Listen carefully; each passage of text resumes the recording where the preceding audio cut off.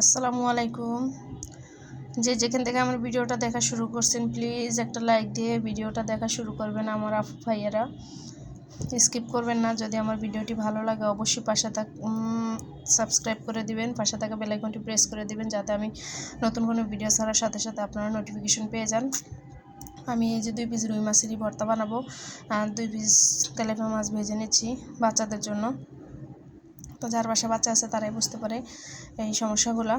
তো আমার মাছগুলো ভাজা হয়ে গেছে তারপরে হচ্ছে আমি পেঁয়াজ রসুন আমি এখানে রসুন দিইনি, পেঁয়াজটা দিছি। তো পেঁয়াজটাও একটু নেড়েচেড়ে কিন্তু ভেজে নিয়েছি আগেই অফ ক্যামেরায়। এই যে দেখেন পেঁয়াজ রসুন মাছ ভাজা সব কিছু আমি, আর এখানে হচ্ছে আপনার পেঁয়াজ আর ধনিয়া পাতা কুচানো আছে, এগুলো কিন্তু আমি দেবো না, ওগুলো পরে দিব।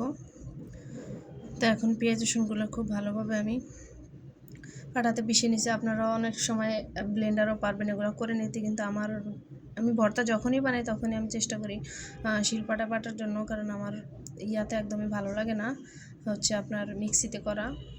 শিলপাটা করলে ভর্তার টেস্টটাও দ্বিগুণ বেড়ে যায়, এর জন্য। তো পেঁয়াজ রসুনগুলো আমি ভালোভাবে বেটে নিচ্ছি।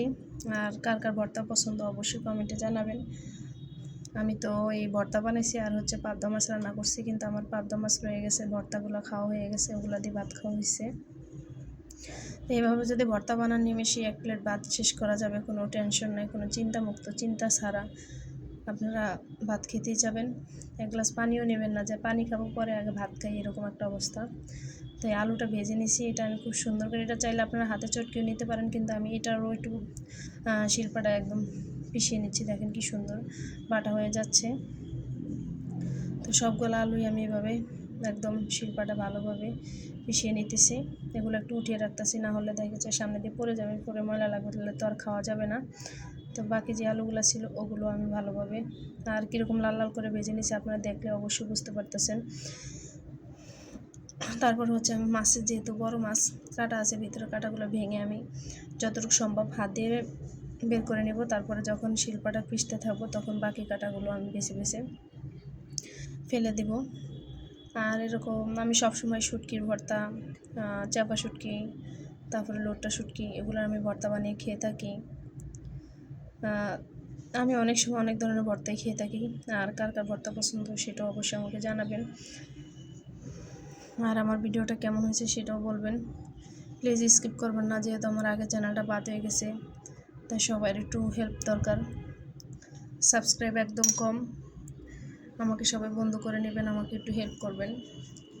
আমি আপনাদের পাশে আছি, পাশে থাকবো ইনশাল্লাহ। আমি যাদের ভিডিও দেখি স্কিপ করি না, হয়তো আমার ধৈর্য ধরে দেখার ধৈর্য যদি নাও থাকে, আমি ফোনটা অন করে আমি পাশে রেখে আমি অন্য কাজ করি, ওটা নিজে নিজে চলতে থাকে, তাহলে আর আমার অধৈর্য লাগে না। তা আপনারাও ঠিক এরকম করবেন, পাশে রেখে কিছু শোনা লাগবে না, শুধু ফোনটা অন করে রেখে দিবেন, তারপরে টানাটানি করে দেখবেন না। টানাটানি করে ভিডিও দেখলে আপনাদেরও ক্ষতি, আমারও ক্ষতি। এটা বড় মাছের কাটা, যেহেতু গলায় যদি আটকে তাহলে খুব খারাপ হইব, এর জন্য আমি খুব ভালোভাবে বেছে নিচ্ছি যাতে কাটাগুলো না থাকে। বড় মাছ তো, এখন এর ভিতরে একটু হালকা পানি দিয়ে দিতেছি, মাছটা যেহেতু ভাজা একটু শক্ত, আমার বাড়তে সুবিধা হবে এর জন্য। এই যে দেখেন আমি একটু একটু বাড়তাছি, আর মাঝখানে মাঝখানে যে কাঁটাগুলো দেখতে পাচ্ছি আমি ওগুলো ফেলে দিচ্ছি, মিশ করে একদম বেটে নিব। এগুলো আমি উঠিয়ে রাখতেছি, বাকিগুলো বেটে নিব।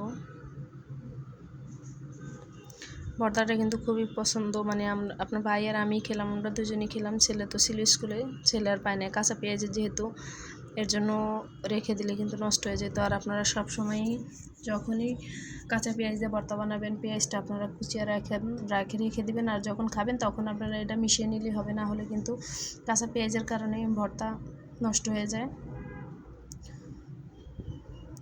আমি বড় বড় কাঁটাগুলো এইভাবে বেছে বেছে নিচ্ছি, আপনারাও ঠিক এইভাবে বেছে নেবেন, কারণ ভাজা মাছের কাঁটা বের করতে খুব কষ্ট।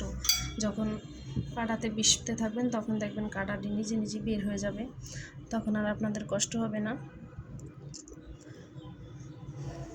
ভালোভাবে বেটে নিচ্ছি, আর এগুলো হাত দিয়েও চটকিয়ে খাওয়া যায়, তো আমি হাত দিয়ে চটকাবো না, আমি শিলপাটাই সুন্দর করে পিষিয়ে নিতেছি।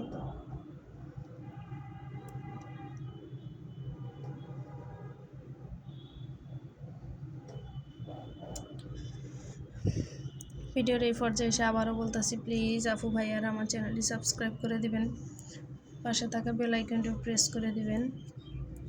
আর আমার ভিডিওগুলো কেমন হয় অবশ্যই জানাবেন। ইউটিউব প্ল্যাটফর্মে এসে আমরা একজন আরেকজনের সহযোগিতা ছাড়া কখনোই আমরা এগোতে পারবো না। তো আমার এগুলো কিন্তু অলরেডি ফিশানো হয়ে গেছে। এখন এগুলো আমি সুন্দর করে তুলে নেব, তুলে প্লেটে নিয়ে নেব। এই যে উঠিয়ে নিলাম। এখন পেঁয়াজ, মরিচ, লবণ ভালো করে চটকে নেব।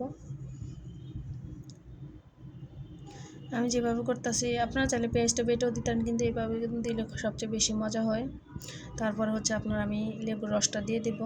লেবুর রসের কারণে আপনার ভর্তাটা আরও বেশি মজা হয়। ভালো করে, এই লেবুগুলো অনেক বড় তো, এর জন্য ভালো করে চটকে আমি রসটা বের করে দিচ্ছি।